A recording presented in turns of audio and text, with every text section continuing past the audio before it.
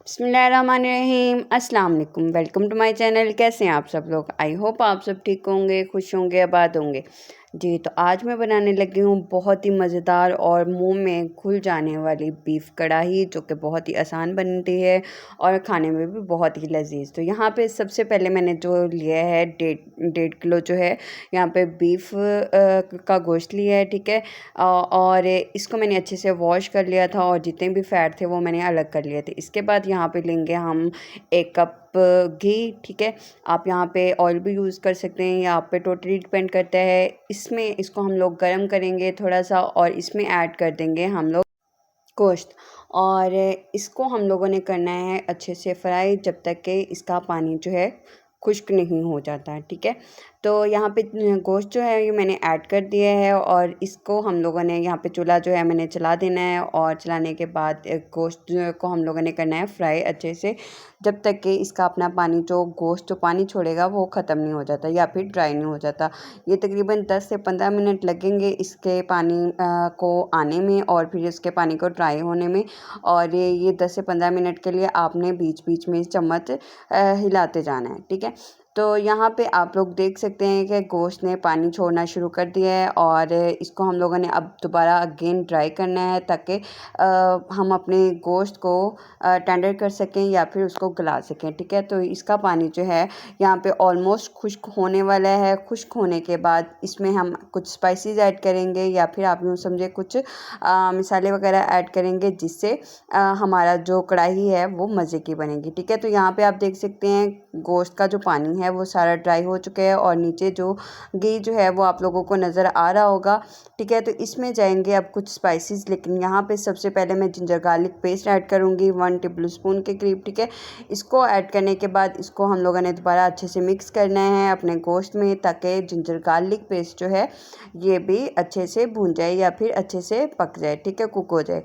तो यहाँ पे तकरीबन 2 से 3 मिनट दोबारा मैंने इसे अच्छे से फ्राई किया, पकाया है या फिर भुना है, ताकि जिंजर गार्लिक पेस्ट जो है वो हमारा कुक हो जाए। इसके बाद यहाँ पे मैं ऐड करूँगी थोड़ी सी स्पाइसेस और इसमें ऐड करेंगे 1 टेबल स्पून जो है साबुत गरम मसाला, ठीक है। इसको हम ऐड करेंगे और ऐड करने के बाद तकरीबन 1 से 2 मिनट दोबारा अच्छे से भून लेंगे, ताकि जितना भी साबुत मसाले का जो टेस्ट है वो हमारे गोश्त में अच्छे से मिक्स हो जाए, ठीक है। इसको अच्छे से भूनने के बाद यहाँ पे हम ऐड करेंगे थोड़े से प्याज और टमाटर, ठीक है। प्याज जो हैं ये मैंने रफली काट लिया था, ये एक मीडियम साइज़ का प्याज है। और यहाँ पे इसके साथ ही मैंने पाँच जो हैं मीडियम साइज़ के ही टमाटर लिए हैं, ठीक है। उनको मैंने रफली ही काटा था सेंटर में। अगर आप चाहें तो यहाँ पे आप इसके छिलके वगैरह उतार सकते हैं, ठीक है। इनको दोबारा ऐड किया है और इनको अच्छे से मिक्स किया है, ताकि प्याज जो है वो भी अपना पानी छोड़ दें। और तकरीबन 2 से 3 मिनट इसको हम लोगों ने चम्मच हिलाते रहना है और भूनते रहना है, जब तक कि प्याज अपना पानी हल्का हल्का छोड़ ना दें, ठीक है। तो इसके बाद यहाँ पे मैं थोड़ी सी और स्पाइसेस ऐड करूँगी। स्पाइसेस में यहाँ पे सबसे पहले मैं 1 टीस्पून जो है नमक ऐड करूँगी। ये टोटली आप लोग अपने टेस्ट के मुताबिक ऐड कर सकते हैं, जितना आप लोग अपना टेस्ट रखना चाह रहे हैं, ठीक है।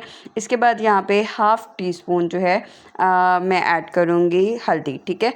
ये उसके लिए अच्छी है, कलर के लिए अच्छी होगी। तो यहाँ पे ये दोनों चीज़ें अच्छे से ऐड करने के बाद इनको मिक्स करना है, ताकि हल्दी जो है वो हल्दी और नमक जो है अच्छे से मिक्स हो जाए। और इसके बाद यहाँ पे मैं ऐड करूँगी 1 टेबल स्पून जो है लाल मिर्च, कुटी हुई लाल मिर्च या पिसी हुई लाल मिर्च, ठीक है। यहाँ पे आप कुटी हुई लाल मिर्च भी ऐड कर सकते हैं, ये टोटली आप पे डिपेंड करता है। और साथ के साथ आप कितना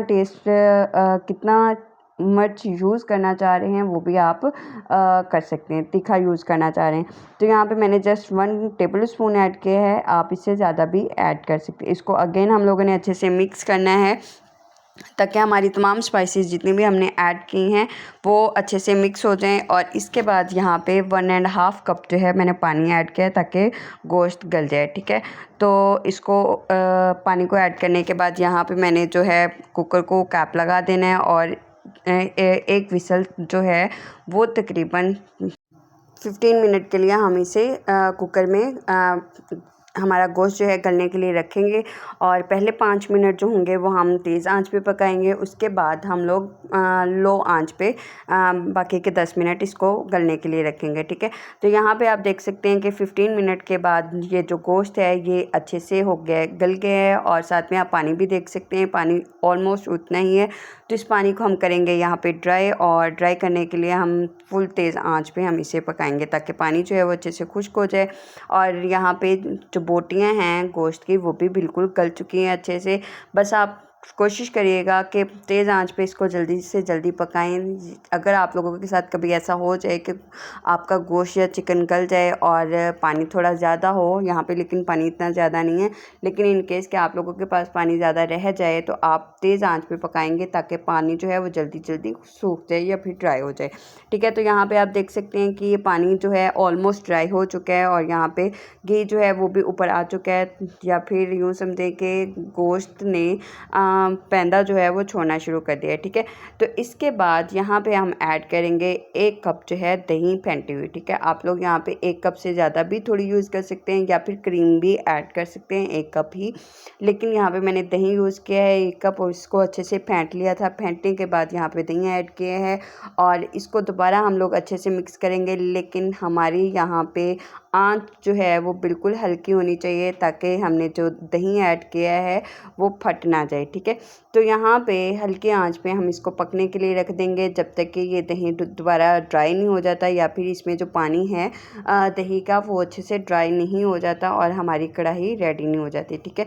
तो यहाँ पे दही का पानी जो है वो तकरीबन 50% जो है वो खुश्क हो चुका है और ऑलमोस्ट 5 मिनट के लिए दोबारा हम हल्की आंच पे ही इसे पकाएंगे तो हमारे ये जो कढ़ाई है ये बिल्कुल रेडी हो जाएगी, ठीक है। तो आफ्टर 5 मिनट यहाँ पे दही का पानी जो है वो अच्छे से ड्राई हो गया है। तो इसके बाद यहाँ पे मैं ऐड करूँगी 1 टीस्पून जो है गरम मसाला पिसा हुआ, और साथ में आप यहाँ पे ऐड कर सकते हैं पिसा हुआ धनिया भी थोड़ा सा, ठीक है। तो यहाँ पे मैंने ये मसाला ऐड कर दिया और उसको कर देना है अच्छे से मिक्स, और ये हो गई है हमारी बीफ कढ़ाई तैयार, ठीक है। तो इसके बाद यहाँ पे अब हम इसको करेंगे डिश आउट, और आप देख सकते हैं कि माशाल्लाह ये बहुत ही मज़ेदार बन के रेडी हुई थी। और अगर आप लोग यहाँ पे ग्रेवी ज़्यादा रखना चाह रहे हैं तो आप इसमें थोड़ा सा पानी भी ऐड कर सकते हैं। और इसके बाद आप यहाँ पे देख सकते हैं कि हमारी जो बोटियाँ हैं वो बहुत अच्छे से गल चुकी हैं। एक्चुअली ये बहुत गर्म थी जिसकी वजह से मैं उसे उठा नहीं सके, ठीक है।